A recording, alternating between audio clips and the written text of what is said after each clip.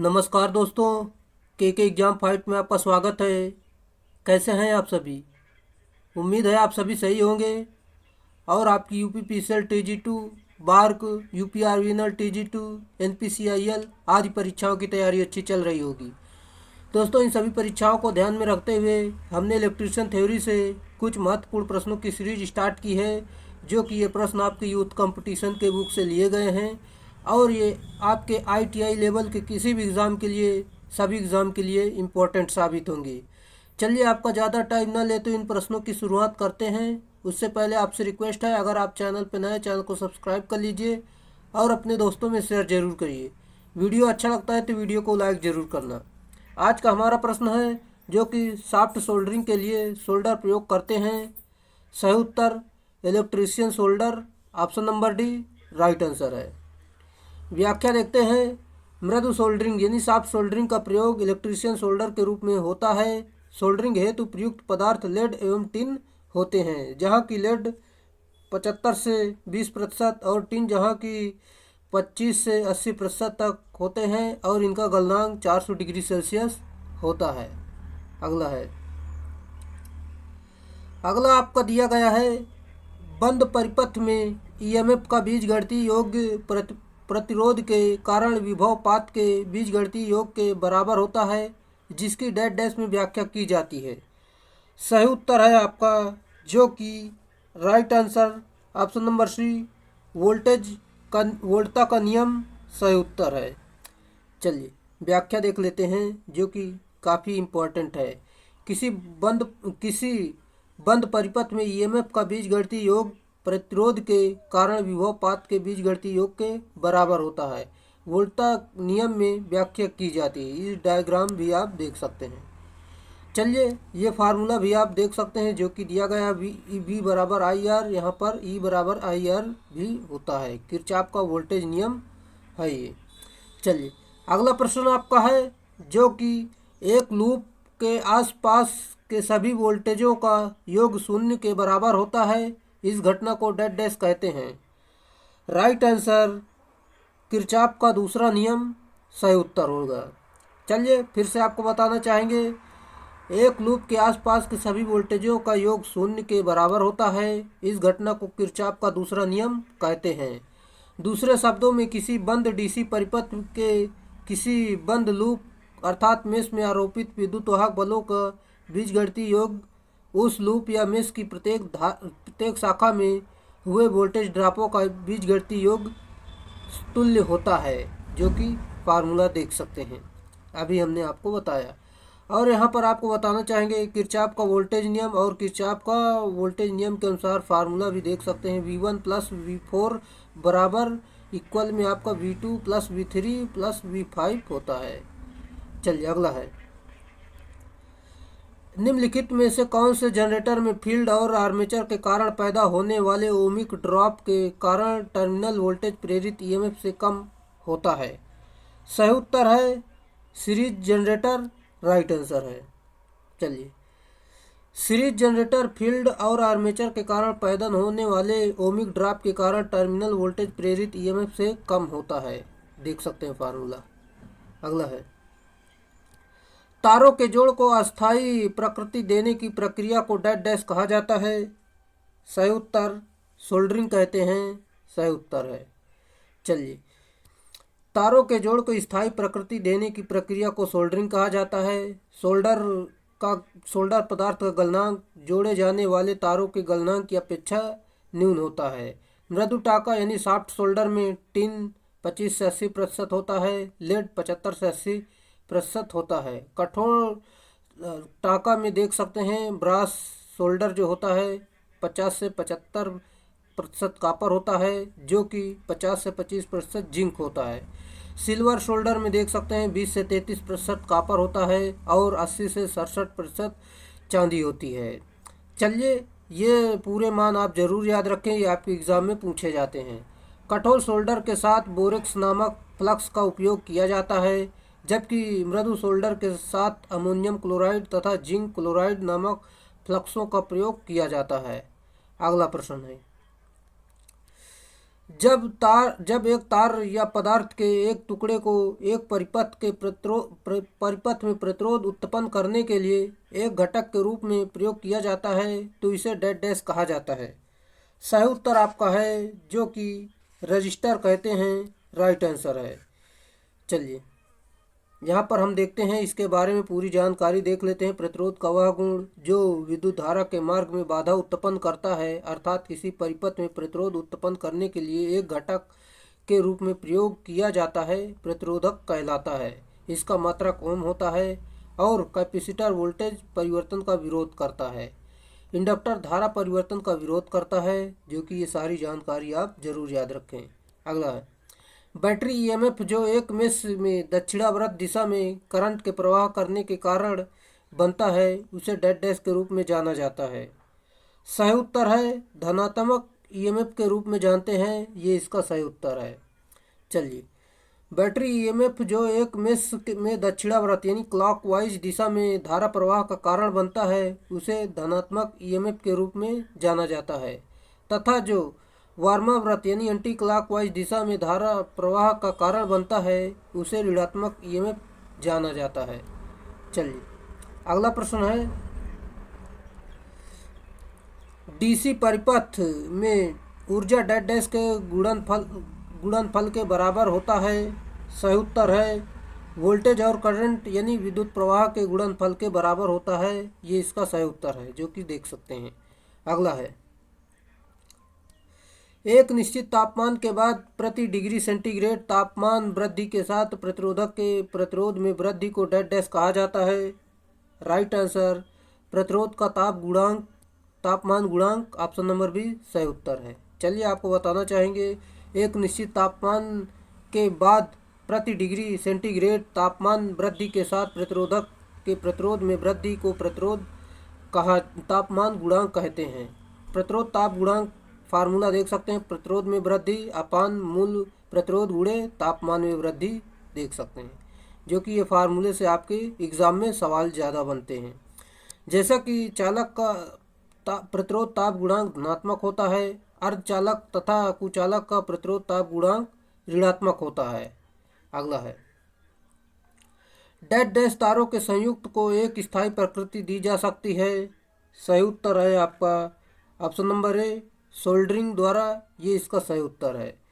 चलिए सोल्डरिंग द्वारा तारों को संयुक्त को एक स्थायी प्रकृति दी जा सकती है। धातु के दो या दो से अधिक भागों को सोल्डर के माध्यम से जोड़ने की क्रिया को सोल्डरिंग कहते हैं। अगला है जब दो या दो से अधिक प्रतिरोधों को इस तरह से जोड़ा जाता है कि पहले प्रतिरोध का दूसरा टर्मिनल दूसरे प्रतिरोध के पहले टर्मिनल से जुड़ता है, तो विद्युत प्रवाह का यह मार्ग डेड डैश कहलाता है। Right answer option number A series संयोजन राइट आंसर है। चलिए यहाँ पर फिर से आपको बताना चाहेंगे जब दो या दो से अधिक प्रतिरोधों को इस तरह से जोड़ा जाता है कि पहले प्रतिरोध को दूसरे प्रतिरोध के टर्मिनल से जुड़ता है, तो विद्युत प्रवाह सीरीज संयोजन कहा जाता है।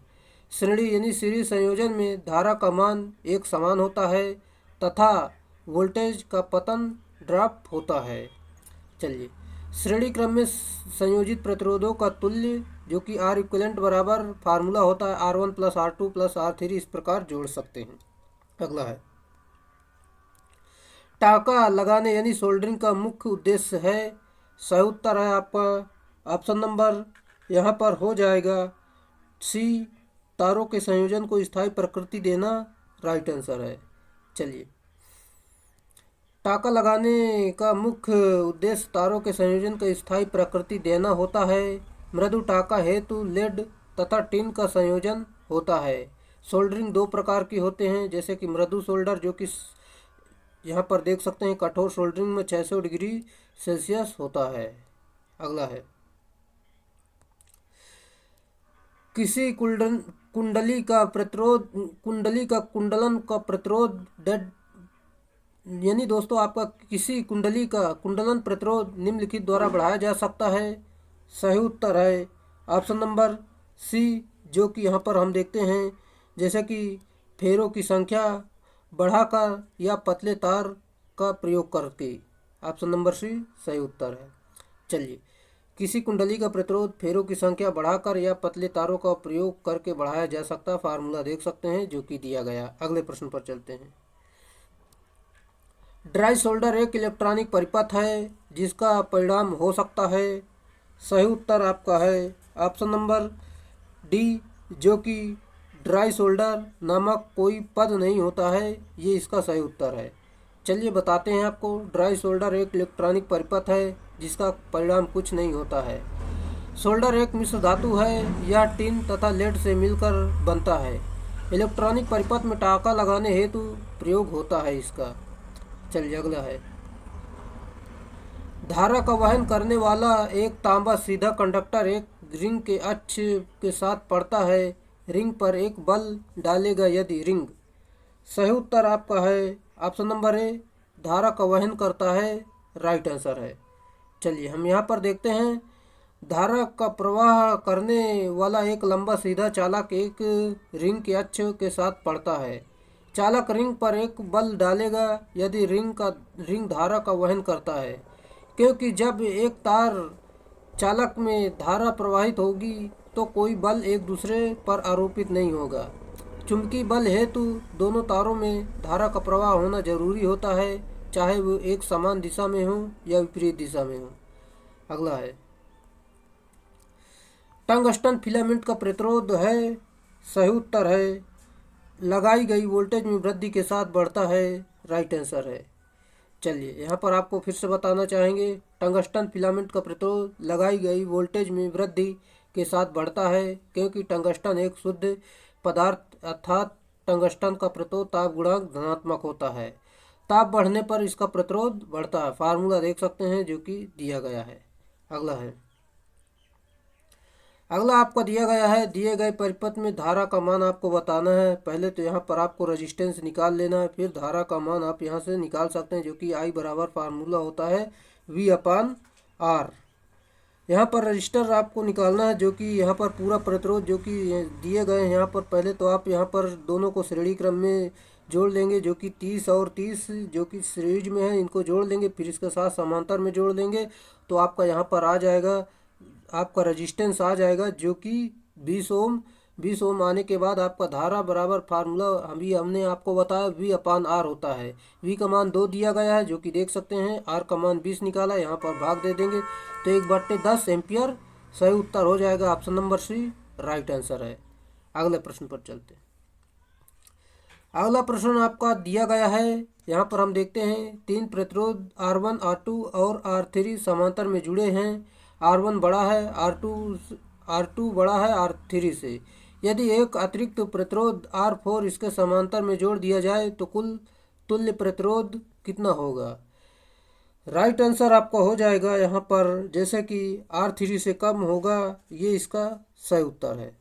चलिए यहाँ पर हम देखते हैं R3 से कम, चूँकि समांतर क्रम में जुड़े प्रतिरोधों का तुल्य प्रतिरोध सबसे कम मान के प्रतिरोध से भी कम होता है। अगला है।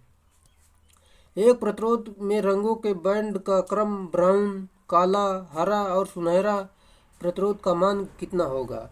चलिए ब्राउन का यानी भूरा का 1 होता है और काला का 0 होता है। गुणे तीसरा स्टेप होता है आपका गुणांक में, जो कि हरा का 10⁵ हो जाएगा और सुनहरा का ±5% होता है। यहाँ पर आप सॉल्व करेंगे तो यहाँ पर आपका राइट आंसर हो जाएगा, जो कि option number D 1 mega ohm ±5% सही उत्तर है। चलिए जो कि यहाँ पर पूरी टेबल याद रख सकते हैं, ब्लैक का रेड का सारे यहाँ पर मान दिए गए हैं। अगले प्रश्न पर चलते हैं। 2 प्रतिरोधों R1 और R2 विद्युत स्रोत से समांतर में जुड़े हैं। R1 का मान R2 से 4 गुना है। R1 में कितनी विद्युत धारा प्रवाहित होगी। सही उत्तर यहाँ पर आपको बताना चाहेंगे, राइट आंसर हो जाएगा।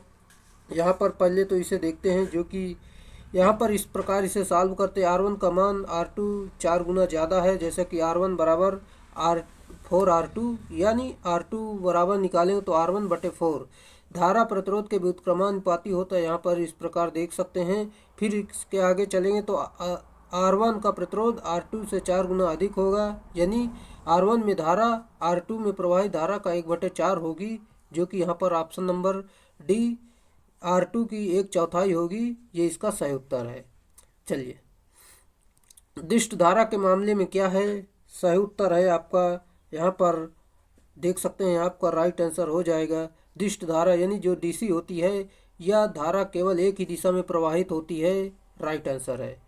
चलिए, और एसी जो आपकी होती है वो अल्टरनेटिंग करंट यानी आपकी बदलती रहती है। दिश धारा केवल एक ही दिशा में प्रवाहित होती है। धारा की दिशा समय के साथ नहीं बदलती है तथा धारा दोनों दिशाओं में नहीं प्रवाहित होती है तथा दिश धारा का परिमाण सदैव स्थिर रहता है। अगला है, यहाँ पर आपको बताना चाहेंगे जो कि यहाँ पर दिया गया है, दो तारे जिनका प्रतिरोध यानी जिसका रेजिस्टेंस R है और उन्हें समांतर क्रम में जोड़ा गया है। इस यौगिक में एक R/2 प्रतिरोध की तार श्रेणी में जोड़ दी गई है, तो कुल प्रतिरोध का मान कितना होगा? चलिए पहले इसे सॉल्व करते हैं, जो कि यहाँ पर दिया गया है। यहाँ पर देख सकते हैं दो समांतर में है और एक सीरीज में है। पहले तो दो आपको समांतर में जोड़ लेना है, जो कि इस प्रकार समांतर में जोड़ेंगे तो R/2 हो जाएगा। फिर इसके साथ R के साथ सीरीज में जोड़ देंगे तो यहाँ पर आप देख सकते हैं R/2 प्रतिरोध के तुल्य प्रतिरोध यहाँ पर जोड़ेंगे तो यहाँ पर आपका R ओम हो जाएगा, जो कि सही उत्तर हो जाएगा। Option number A right answer है। चलिए, ये थे आज के हमारे प्रश्न। अगर आपको वीडियो अच्छा लगा हो तो वीडियो को लाइक कर दें और अपने दोस्तों में शेयर करना ना भूलें। चलिए, आज के लिए इतना ही रखेंगे, फिर मिलेंगे स्टूडियो में, तब तक के लिए बाय।